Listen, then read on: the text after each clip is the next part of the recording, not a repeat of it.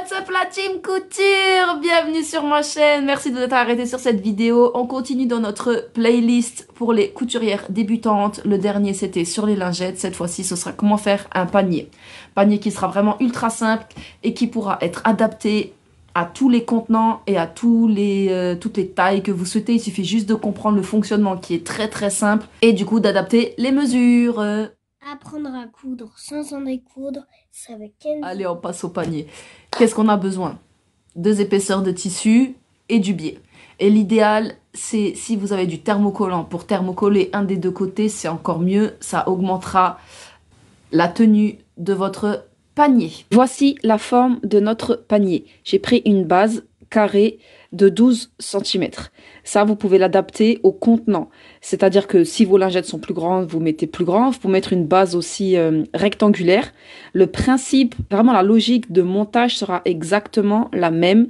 De la même manière que moi, j'ai déjà fait des paniers comme ça, plus grands, avec un renforcement du coup plus fort pour des jouets. Donc vraiment, c'est adaptable à l'infini. Vous choisissez une ligne de départ. Ça peut être celle-ci comme celle-ci. À partir de là, vous prenez vos repères dans ce sens. Donc là, vous prenez 12 cm, puis après 12 cm, puis après 12 cm. Vous tracez votre deuxième parallèle. Vous fermez tous vos carrés et vous rajoutez les deux là de la même manière pour vraiment avoir une base solide et avoir bien des angles droits partout. Là, mon tissu, il est x2. Une fois aussi, dans le thermocollant, on coupe en thermocolle. Je vais assembler mes côtés pour mon intérieur, pour mon extérieur. Donc, ici, on peut voir en fait que c'est un cube sans la dernière partie. Donc en fait, ce sera un cube qui ne sera pas fermé. D'accord? Donc, nous, on va prendre notre endroit et on va assembler tous nos côtés de cette manière. Donc ici, c'est mon endroit. D'accord? Je me place comme ça. Hop. Et j'assemble à 1 cm mon petit point retour. Je descends jusqu'en bas et je fais mon petit point retour. Ensuite, donc là, j'aurai du coup mon premier côté. Je relève. Vous voyez, je respecte en fait tous mes carrés. Je relève. Je vais assembler ici. Et ensuite, je fais mon dernier côté. Et j'assemble ce côté et ce côté. Et on voit déjà le panier qui se forme quand ce sera tout assemblé. Je fais ça donc 2 fois. Voilà, ça commence à prendre forme. Maintenant, dans l'autre tissu. Maintenant, c'est tout simple. Il y en a un que je mets donc sur l'endroit, l'envers à l'intérieur, et un pour lequel l'envers sera à l'extérieur et l'endroit sera à l'intérieur. Celui-ci, je le mets à l'intérieur de celui-là. Chaque côté doit correspondre au côté de celui dans lequel on va l'insérer. Et voilà, c'est fait. Faites bien attention donc de bien faire correspondre chaque couture côté et de faire basculer de chaque côté les valeurs de couture de chaque tissu. Vous voyez, pour que ça s'équilibre en fait. Et j'ai fait ça absolument partout. Vous voyez, comme ça, les épaisseurs de tissu sont vraiment réparties à chaque fois de part et d'autre. Maintenant, notre haut, c'est ici que l'on va mettre notre biais. Pour ce faire, je vais utiliser du biais que j'aurais préparé moi-même parce qu'en fait, je voulais qu'il y ait un rappel des lingettes. Donc, c'est vraiment très facile à faire. J'ai fait une vidéo entièrement consacrée à ça. Je vous la mets ici et elle sera aussi en bas dans la description de la vidéo. Le principe du biais dans un premier temps. On ouvre, ici c'est mon endroit, et je positionne mon endroit contre mon envers. Pourquoi est-ce qu'on fait ça?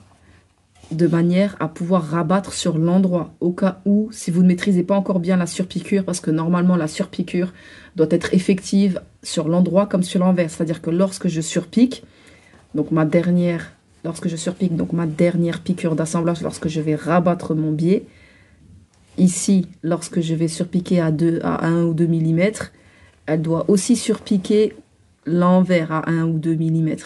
Ça doit être vraiment quasi égal, même si c'est qu'à 1 mm de décalage, mais ça doit être sur le biais, à l'endroit comme à l'envers. Et si vous ne maîtrisez pas encore bien cette tâche, il vaut mieux rabattre sur l'endroit pour que la couture visible, elle soit belle. Si vous savez que vous allez apprécier faire un petit rappel de couleur, par exemple, de votre panier comme ça. Donc votre biais sera là. Donc dans ce cas-là, faites l'inverse. Vous assemblez sur l'endroit et vous rabattez sur l'envers. Pourquoi? Parce que quand on va le retourner, là on sera sur l'envers et donc ça deviendra l'endroit de votre biais. C'est vraiment une logique couture à adopter. Évidemment, le but, c'est que quand vous posez votre biais, il soit nickel des deux côtés et que ce soit vraiment parfait. Mais tant que ça ne l'est pas, petite astuce du coup pour quand même avoir un effet, qui est joli et que vous ne vous arrachez pas la tête sur votre biais et que vous soyez vraiment dans une dynamique de réussite quant à vos projets couture. C'est très important de toujours garder ça en tête dans votre stratégie. Il faut trouver un équilibre entre vous challenger et avoir un résultat positif. Très très important. On n'hésite pas à retirer le bras articulé de notre machine lorsque c'est possible pour justement insérer notre panier et pouvoir faire le tour facilement lors de la piqûre. Lorsque l'on pose notre biais, on n'oublie pas de laisser cette valeur de couture libre pour pouvoir la remplir de cette manière et terminer notre assemblage de cette manière. Ainsi, lorsque l'on retournera, ici ce sera bien plié, donc le tissu ne sera pas à vif et le tissu à vif sera bien caché à l'intérieur. Voilà, j'ai rabattu mon biais sur tout le tour. Vraiment, n'hésitez pas à aller checker la vidéo que je vous mets à l'écran. Elle sera aussi dans la description de la vidéo parce qu'elle est vraiment très complète et j'y donne beaucoup de tips pour réussir à coup sûr son biais ou du moins le travailler comme il faut pour le réussir à coup sûr dans un futur prochain. Donc voilà, ce panier est vraiment réfléchi pour avoir ce petit revers et y ranger toutes vos petites lingettes ou ce que vous voulez à l'intérieur. J'espère que ce petit panier vous aura plu. Si vous voulez un renfort plus conséquent, n'hésitez pas à prendre un thermocollant plus conséquent, voire même un thermocollant vraiment assez épais. Ça existe les thermocollants, voire ça existe même les thermocollants de 5 mm, donc n'hésitez pas à le faire. Sinon, vous pouvez aussi mettre un aplat à l'intérieur, donc c'est-à-dire un tissu qui prendra la place du thermocollant, mais il sera juste pas collé. Et du coup, plus vous prenez un tissu rêche, plus forcément la tenue sera effective. Ce petit projet est vraiment dans une bonne continuité par rapport aux lingettes. Ça permettra de travailler votre logique couture pour la 3D, donc de comprendre voilà, les bases des géométries, etc. applicables dans la couture, mais aussi toujours pareil, apprendre à bien piquer droit pour respecter vos valeurs de couture. Et le biais.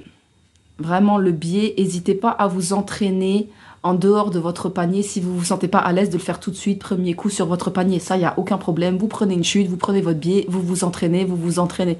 C'est comme ça que je fais avec mes élèves en physique et ça marche.